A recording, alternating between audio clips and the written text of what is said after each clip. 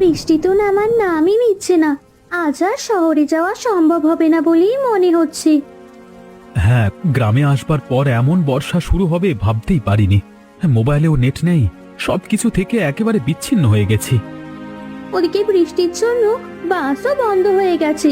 সারা রাত অন্ধকারে রাস্তার উপর মনে হচ্ছে এভাবেই দাঁড়িয়ে থাকতে হবে। টিয়া, দেখো ওই দূরে একটা কুঁড়ে ঘর দেখা যাচ্ছে। চলো ওই দিকে যাই। রাতটা যদি ওই বাড়িতে আশ্রয় পাই তাহলে তো বেশ ভালো। তবে তবে আমার না কেমন যেন ভয় ভয় করছে। চারপাশটা কেমন যেন ভুতুড়ে পরিবেশ। ব্যাঙের ডাক আর ঝিঝি পোকার ডাকে পরিবেশটা একদম থমথম করছে। ভয়ের কিছু নেই, প্রবল বর্ষণে এমন মনে হচ্ছে। ভালোই ভালোই রাতটা কেটে গেলেই বাঁচি। হাঁটতে হাঁটতে তো অনেক দূর চলে এলাম, আর কত দূর যে যেতে হবে। আলোটাও এখন আর স্পষ্ট দেখা যাচ্ছে না। কোন দিকে যে যাব সেটাও তো বুঝতে পারছি না। মনে হচ্ছে রাস্তার মাঝখানে আটকা পড়ে গেছি। আলোটা আবার দেখা যাচ্ছে। ওই তো সামনে গিয়েই বাঁদিকে। তাড়াতাড়ি চলো।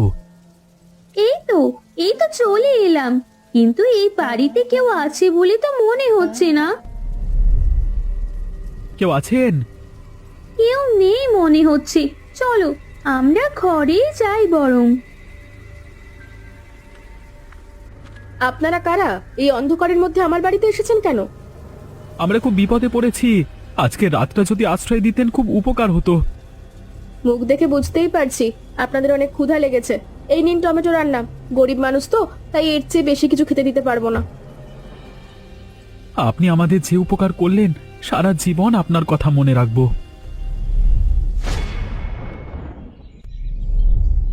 ছেলে বৌমার সাথে কোনো যোগাযোগ করতে পারছি না, খুব চিন্তা হচ্ছে। গতকালই তো ওদের বাড়ি ফিরে আসার কথা ছিল। ওদের চিন্তায় রাতে ঠিকমতো ঘুমোতেও পারিনি। হ্যাঁ, আমিও খুব চিন্তায় আছি।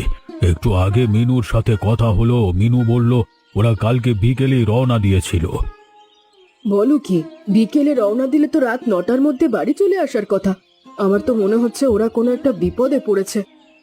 হয়তো কোথাও আটকে গেছে। ওরা ঠিক সময় মতো চলে আসবে, তুমি এত চিন্তা করো না। মায়ের মন বলে কথা, কিছুতেই যে স্থির হতে পারছি না। এই দেখো মিনু আবার ফোন করেছে।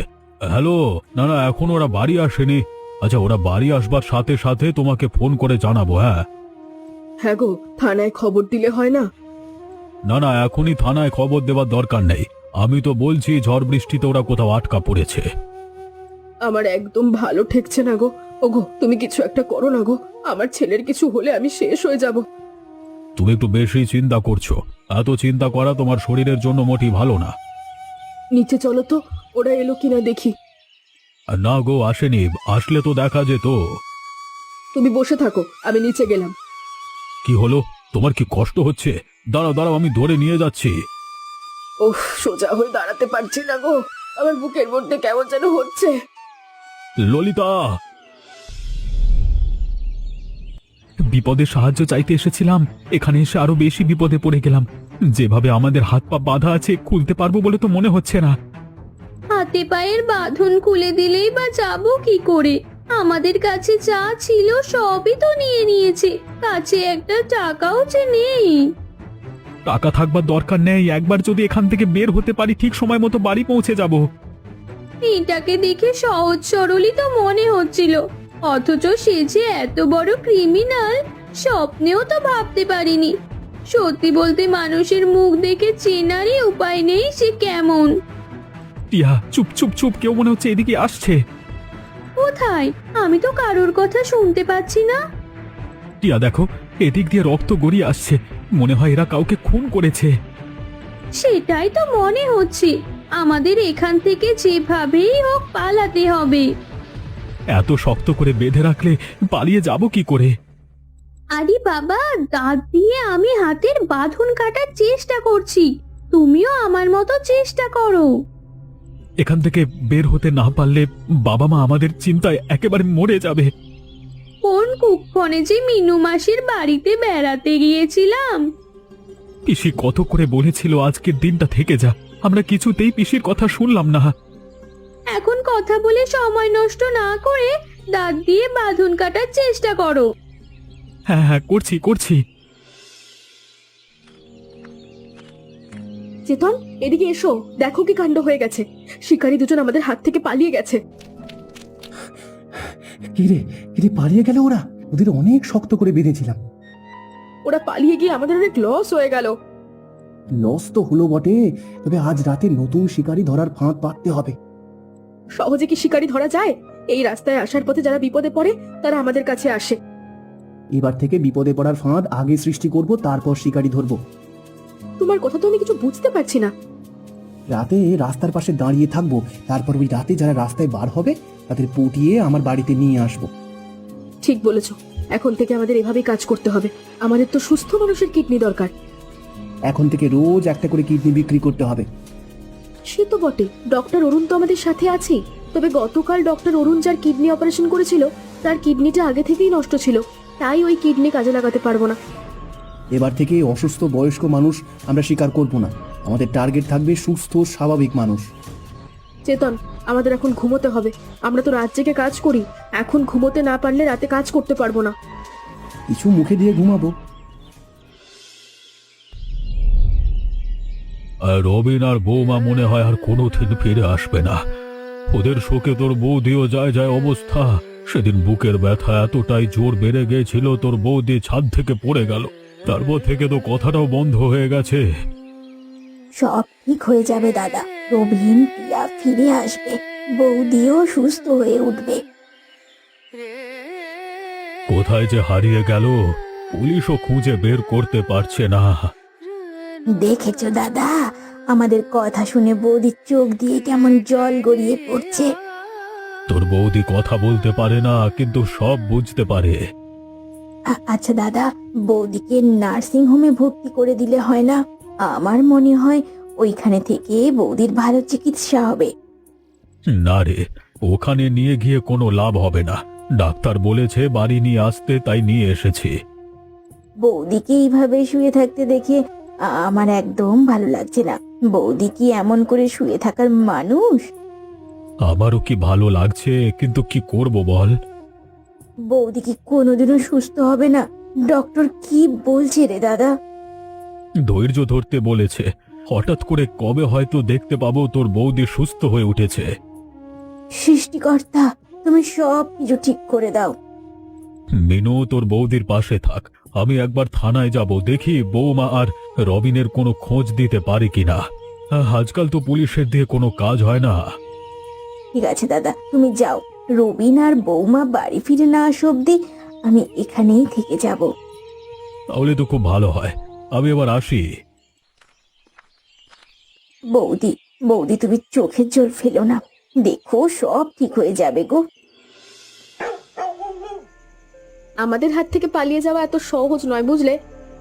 এরা পালিয়ে গেছিল, তোমরা এদের আবার ধরে আনলে কোত্থেকে? ওরা পালাতে গিয়ে আমাদের বাড়ির পাশে একটা খাদের মধ্যে পড়ে গিয়েছিল। ওইখানেই দুজন অজ্ঞান হয়ে পড়েছিল। আমরা আবার ওদের ধরে নিয়ে এসেছি। আরেকজন কোথায়? আজকে দুজনের কিডনি একসাথে নিব। ভালো হবে না বলে দিচ্ছি। আপনার মতো ডাক্তার সমাজের জন্য কলঙ্ক। আপনার কঠিন শাস্তি হওয়া দরকার। ডাক্তারি করে কত পয়সা আর পাওয়া যায়? এইসব করি বলেই তো পয়সা কামাতে পারি। সুস্থ রোগীদের কিডনিতে সমস্যা আছে বলে তাদের চিকিৎসা করি, আর একটা কিডনি সরিয়ে রাখি। শয়তান ডাক্তার, আমি সবাইকে বলে দেব আপনি সমাজের জন্য ভয়ঙ্কর। শোনো, তোমাকে আরো পরিষ্কার করে বলি, এই মায়া আর চেতন হসপিটালে ঝাড়ুদার ছিল। তারপর ওদের পয়সা দিয়ে হাত করি। ওরা তারপর এই নির্জন জায়গায় কুঁড়ে ঘর বেঁধে আছে। শিকারি পেলেই আমাকে খবর দেয়, আমি ছুটে চলে আসি। এখন নিজের পার্সোনাল নার্সিং হোমও আছে, সেখানে চেতন কাজ করে। তোমাদের সব শয়তানি একদিন শেষ হয়ে যাবে। হ্যাঁ, তুই তো আজকেই শেষ হয়ে যাবি। হসপিটালে যাদের কিডনি নেওয়া হয়, আমি তাদের একটা কিডনি বার করে নিই। তারা কিছুই বুঝতে পারে না। তারা আর একটা কিডনি নিয়ে সুস্থ মানুষের মতো বেঁচে থাকে। কিন্তু এখানে যাদের শিকার করা হয় তাদের দুইটা কিডনি বার করে নিই। ওরা এখানেই মারা যায়। তারপর তোমরা যে খাদে পড়ে গেছিলে, ওইখানে তাদেরকে মাটি চাপা দিয়ে রাখি। সৃষ্টিকর্তা, তুমি আমাকে শক্তি দাও। আমি টিয়া যেন এই শয়তানদের হাত থেকে রক্ষা পেয়ে যাই। আজকে তোমাদের দুজনকে শেষ করে দেওয়া হবে। মায়া, চলো আরেকজনকে নিয়ে আসি। চলুন। বাঁচবার কোনো আর রাস্তা নেই গো। এখনই পালাতে হবে। তুমি এখানে কেমন করে এসেছো? সব কথা পরে হবে, আগে পালাতে হবে। একদম ঠিক বলেছ। ডাক্তার অরুণ আছে, উনি আমাদের এখানে আসতে বলেছিল। এই আগে বাবু, আপনারা একটু কষ্ট করে এখানে বসুন, কিছুক্ষণের মধ্যে উনি চলে আসবে। ওনার একটা এমার্জেন্সি অপারেশন আছে, অপারেশন শেষ করেই চলে আসবে। দাদা, আমরা ওই জায়গায় বসি, তারপরে দেখি উনি কখন আসে।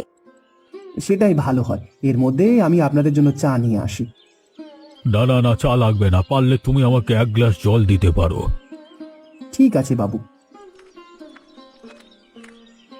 নার্সিং হোমটা কেমন যেন নিরিবিলি, তেমন কোনো পেশেন্টও নেই। অরুণ বাবু শ্রীনগর হাসপাতালের ডাক্তার। 6 মাস আগে ওর বৌদিকে ওই হাসপাতালে নিয়ে গিয়েছিলাম, পেটের বাঁ দিকে ব্যথা হতো, ওনাকে দেখাতাম। তাহলে শ্রীনগর হাসপাতালে নিয়ে গেলে তো ভালো হতো, হাসপাতালটাও আমাদের বাড়ি থেকে কাছে হয়। শ্রীনগর হাসপাতালের চাকরিটা ডাক্তার অরুণ ছেড়ে দিয়েছে।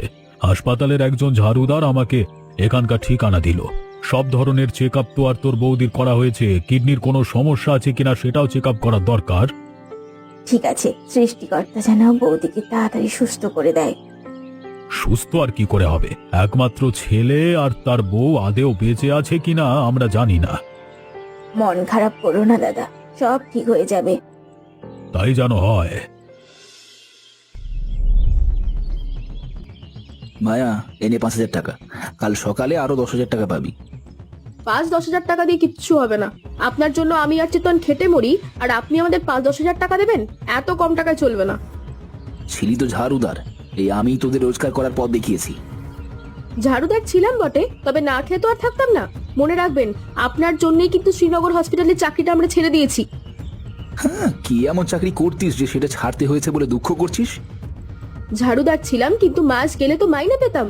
লোভে পড়ে আপনার সঙ্গে হাত মিলিয়েছি। এখন যদি ঠিক মতো আমাদের দাবি মেটাতে না পারেন, আপনার সব পর্দা ফাঁস করে দেব। আমার পর্দা ফাঁস করে দিলে তোরা বেঁচে যাবি নাকি? একটা কথা বলি শোন, বেশি বুঝতে যাবি না। ডাক্তার বাবু, আমাকে 50,000 টাকা দিতে হবে, নইলে আপনার সঙ্গে আমি আর কাজ করতে পারবো না। এবার একটু বেশি বাড়াবাড়ি হয়ে যাচ্ছে কিন্তু। বাড়াবাড়ি কি দেখলেন? কেবল তো শুরু। ঠিক আছে, আমি তোকে 50,000 টাকা দিচ্ছি, কিন্তু এটা নিয়ে শান্ত থাকবি। আগে টাকা তো দিন। এত টাকা? হালমারি ভর্তি টাকা, আর আমাদের টাকা দিতে গেলে আপনার যত সমস্যা নাকি? এনে 50,000 টাকা। এবার খুশি হয়েছিস তো? টাকা নিয়ে এখান থেকে যা, দরকার পড়লে ডাকবো। দ্বিতীয়বারও পালাতে পারলাম না, এবার আর পালিয়ে যাওয়ার চেষ্টা করব না, সবই ওপরওয়ালার উপর ছেড়ে দিয়েছি। কিন্তু কিন্তু আমরা এই কোন বিপদের মধ্যে এসে পড়লাম বলো তো? একটা অন্ধকার ঘর, এই ঘরে কোনো জানলাও যে নেই। আমার না এখন নিজের জন্য খারাপ লাগছে না, আমি কষ্ট পাচ্ছি আমাদের মতো যারা বিপদে পড়ে তাদের কথা ভেবে। ডাক্তার অরুণ কত মানুষের জীবন নষ্ট করেছে তার কোনো ঠিক নেই। হ্যাঁ গো, তুমি ঠিক বলছো। শয়তানটা কবে যে ধরা পড়বে। পালিয়ে যাওয়ার চেষ্টা করেও তো কোনো লাভ হচ্ছে না, বারবার আমরা আটকে যাচ্ছি। জানি না বাবা মা কেমন আছে, মা তো একেবারে শেষ হয়ে যাবে। কেমন নির্জন জায়গা, বাইরেও কোনো শব্দ শোনা যাচ্ছে না। এখান থেকে চিৎকার করলেও কেউ আমাদের কথা শুনতে পাবে না। শেষবারের মতো কি বেঁচে থাকবার জন্য আরেকবার চেষ্টা করব? আমার মনে হচ্ছে চেষ্টা করে কোনো লাভ হবে না। একটা মাত্র দরজা আছে, তাও বাইরে থেকে আটকানো। তাছাড়া এই দেওয়াল ভেদ করে পালিয়ে যাওয়া কখনোই সম্ভব না। ওই দেখো, ওপরে একটা ছোট ছিদ্র দেখা যাচ্ছে। আমরা আমরা কাগজে কিছু লিখে ওই ছিদ্র দিয়ে ফেলে দিই। সে না হয় বুঝলাম, কিন্তু এখানে তো কোনো কাগজ কলমই নেই। তাই তো, তাহলে কি করা যায়? আমার শাড়ির আঁচল ছিঁড়ে নিচে ফেলি বরং। এইভাবে কাজ হবে না, একটা কাজ করি, তোমার শাড়িতে একটা সেফটি পিন আছে, ওটা ওটা আমাকে দাও। এই নাও, কিন্তু এটা দিয়ে কি করবে? এবার শাড়ির আঁচলটা দাও, এখানে বড় বড় করে লিখবো আমরা বিপদে আছি। এই তো হয়ে গেছে, এই যে। হ্যাঁ, এবার নিচে ফেলতে হবে। আরে এত জোরে সাইকেল চালাচ্ছ কেন? পড়ে যাবে না? কি করবো বলো, আজকে অরুণ বাবু তাড়াতাড়ি যেতে বলেছে। ওই যে হুইল চেয়ারে করে যে মহিলা আসে, ওনার আজ কিডনি অপারেশন হবে। তাড়াতাড়ি যেতে হবে না, তুমি আসতে চলো। দেরি করলে কি আমাদের চাকরি থাকবে? চাকরি থাকবে না মানে? আলবাত চাকরি থাকবে। তাছাড়া আমি সিদ্ধান্ত নিয়েছি অরুণবাবুর সঙ্গে আমরা আর কাজ করব না। অরুণবাবুর সাথে কাজ না করলে আমাদের চলবে কি করে? এদিকে হসপিটালের ঝাড়ুদারের চাকরিও তো আমরা ছেড়ে দিয়েছি।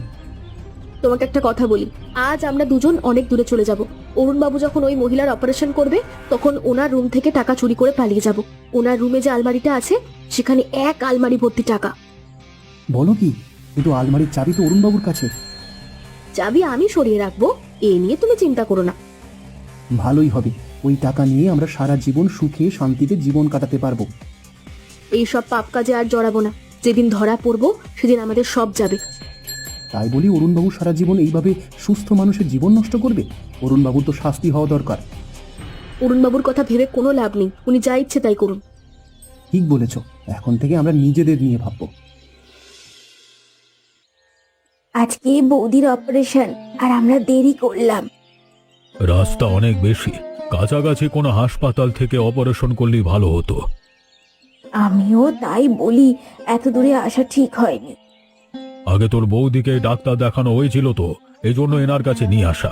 উনি তোর বৌদির সমস্যা ভালো করে বুঝতে পারবেন। দাদা দেখো, বৌদি মনে হয় কিছু একটা বলতে চাইছে। ও বৌদি, ওইদিকে তাকিয়ে কি দেখছো? ওইখানে তো একটা কাপড়ের টুকরো পড়ে আছে। এখানে লেখা আছে আমরা খুব বিপদে আছি, আমাদের এখান থেকে উদ্ধার করুন। এখানে আবার কি বিপদে থাকবে? কিছুই তো বুঝতে পারছি না গো। মিনু, মিনু তোর বৌদিকে নিয়ে চল, নিয়ে চল। আশেপাশে তো কেউ নেই। যে ছেলেটা এখানে থাকে তাকেও তো দেখা যাচ্ছে না। একটা ঘরে বড় তালা ঝোলানো আছে, মনে হচ্ছে কেউ ধাক্কা দিচ্ছে। আমার মনে হচ্ছে এই ঘরে কেউ আছে, কিন্তু তালা খুলবো কি করে? তার লোহার হাতুড়ি দেখতে পাচ্ছি, ওটা নিয়ে আসি। এ আমি কি দেখছি? তোরা এখানে? তোমরা এখানে কেন সেটা আগে বলো, আর মায়ের এই অবস্থা কেন? সে অনেক কথা বাবা, সব বলবো। আজকে তোর মায়ের অপারেশনটা ভালোভাবে হয়ে গেলে বাঁচি। ডাক্তার অরুণ তোর মায়ের অপারেশন করবে। বাবা, ওই ডাক্তার শয়তান, উনি অপারেশনের নাম করে মায়ের কিডনি বার করে নেবে। তোমরা থাকো, আমি টিয়া থানায় যাচ্ছি। আরেকটা কথা, তোমরা সব জেনে গেছো, ওই ডাক্তারকে বুঝতে দেবে না। ঠিক আছে, ঠিক আছে, তোরা তাড়াতাড়ি যা। কিন্তু তোরা এখানে কেমন করে বন্দী হয়ে গেলি? সব বলবো তোমাদের, এখন গেলাম। আপনারা চলে এসেছেন, সামনে ওটি, ওখানে ওনাকে নিয়ে চলুন। আজকে অপারেশন না করলে হয় না, অনেক বেলা হয়ে গেছে। আমরা চাইছি অপারেশনটা কাল সকালে করতে। আমি দেরি করে ফেললাম, এ কি করব বলুন? আজকাল আর কাউকে বিশ্বাস করা যায় না। যত দিন যাচ্ছে ততই যেন মানুষ অপরাধে বেশি জড়িয়ে পড়ছে। এমন কথা বলছে কেন ডাক্তারবাবু? কোনো সমস্যা হয়েছে কি? আমার এখানে দুজন কাজ করতো, তারা আমার চেম্বার থেকে টাকা চুরি করে পালিয়ে গেছে। ওদের আমি নিজের থেকে বেশি বিশ্বাস করতাম, আর ওরা এমন কাজ করতে পারলো। ও সে যাকে, আপনারা তাহলে আজ অপারেশন করাবেন না? না না, একেবারে কালকে সকালে এসে অপারেশন করাবো। এত দূর যাবেন আবার কাল সকালে আসবেন, এর চেয়ে ভালো হয় আজকে ওনাকে ভর্তি করে রাখুন। সেটা করলেই ভালো হয়। মিনু, কি বলিস? তাই করো দাদা। তাহলে আমরা কোন রুমে যাব? এবার শয়তানটা মরবে। হাজার হাজার মানুষের জীবন নষ্ট করেছে এই শয়তান। বাবা, আমাদের আর কোনো চিন্তা নেই। এবার বাড়ি চলো, বাড়ি গিয়ে মাকে একটা ভালো ডাক্তার দেখাবো। মা নিশ্চয়ই সুস্থ হয়ে যাবে। পুলিশ কোথায়? পুলিশ চলে এসেছে, এই বিল্ডিং এর চারিদিকে পুলিশ আছে। ইস, বৃষ্টি শুরু হলো, আজ আবার বিপদে পড়বো না তো? আমরা সবাই একসাথে আছি, তাই কোনো বিপদ হবে না। এখন বাড়ি গিয়ে আমাদের সাথে যা হয়েছিল সব বলবো। বাবা, এসে বাড়ি চলুন।